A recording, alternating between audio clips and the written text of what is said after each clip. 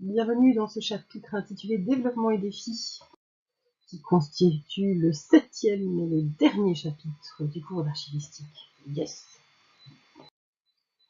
Le chapitre sera composé de 3 parties: valoriser les archives, capturer l'éphémère et enfin archiver le web. Valoriser les archives, vaste programme. L'idée est de s'orienter dans cette partie d'une part sur les nouveaux besoins du public, en particulier les chercheurs, et également de voir comment les outils évoluent pour répondre à ces besoins. Avant ça, je propose d'aborder le concept d'humanité numérique ou humanité digitale, qui est un domaine de recherche qui est en fait au croisement des sciences humaines et de l'informatique. Ces humanités digitales ont vu le jour au milieu des années 2000, à une époque où l'information numérique représentait énormément de données, d'informations qui étaient plus facilement manipulables que dans le cas des informations imprimées. On a donc été submergé en quelque sorte de données et il y a eu lieu d'extraire les données et donc de pratiquer le data mining, donc l'extraction de données. L'idée étant d'utiliser des algorithmes informatiques, statistiques, pour construire des modèles à partir de données brutes.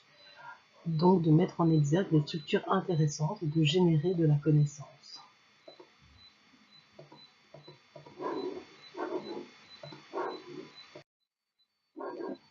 Ici, nous sommes dans un cas d'extraction de données où l'auteur a récupéré un corpus de lettres d'époque d'abolitionnisme de l'esclavage issu de la bibliothèque publique de Boston. Donc, tout le corpus de lettres a été numérisé et sur base des métadonnées de lieux de publication, il a pu identifier les principales villes d'activité de ceux-ci. Dans l'image précédente, c'était en quelque sorte de la data visualization ou de la visualisation de données où on mettait en avant les villes selon leur importance. Ici, c'est un autre exemple d'utilisation des données. Donc, c'est le nombre de cas de polio par 100 000 habitants dans les États-Unis américains, les États-Unis d'Amérique. Dans l'exemple ici, on parle de distance reading et donc c'est l'utilisation des outils informatiques pour analyser de la littérature. L'idée c'est de, plutôt que d'avoir le nez dans le texte, c'est de prendre du recul et d'analyser par l'intermédiaire des outils informatiques. Donc ici, on a le nombre de fois où le nom de Mohamed Ali et Cassius Clay apparaissent dans des journaux américains par an. Et on a une représentation qui n'est pas uniquement basée sur le texte, mais bien sur des informations. Donc ici, on utilise toujours l'outil informatique pour analyser la littérature. Donc on part d'œuvres littéraires. L'auteur de l'analyse prend différents passages de 250 mots dans différentes œuvres et il essaye d'identifier la temporalité passée entre le début et la fin du passage.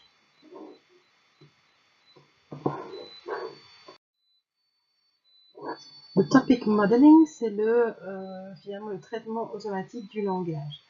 Donc le TM, c'est un modèle mathématique qui va déterminer les thèmes ou les sujets d'un document sur base des termes qui s'y trouvent. Donc ça se repose sur des dictionnaires et sur des probabilités, donc on fait appel à la synonymie, aux utilisations fréquentes de termes ensemble, etc., etc.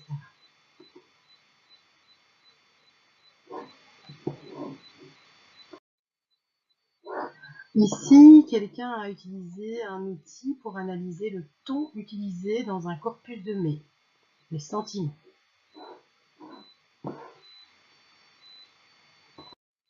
Alors, toutes ces possibilités de valorisation sont bien jolies, mais que peut-on en faire si nous n'avons pas d'interface de consultation?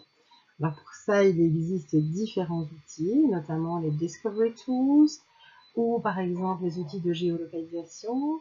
On peut également accompagner les usagers dans cette ouverture aux métadonnées et donc leur permettre de fouiller les corpus d'archives. C'est possible avec des outils comme Nabu par exemple. Donc Nabu, c'est un outil qui permet d'effectuer des recherches dans les inventaires et dans les répertoires des fonds d'archives de la FMSH la FMSH étant la Fondation Maison des Sciences de l'Homme. Donc ensuite, on prend rendez-vous et on va consulter dans la salle de bibliothèque, mais donc les documents qui ont été numérisés sont consultables en ligne, et c'est un moteur de recherche qui va offrir une navigation par facettes. Donc l'idée, c'est de pouvoir filtrer les résultats en fonction de la discipline, de l'organisme couvert, etc., etc. Et le graphique qui sera généré, comme la carte qui est générée, sont consultables et cliquables, et permettent aussi de filtrer après les notices de description archivistique.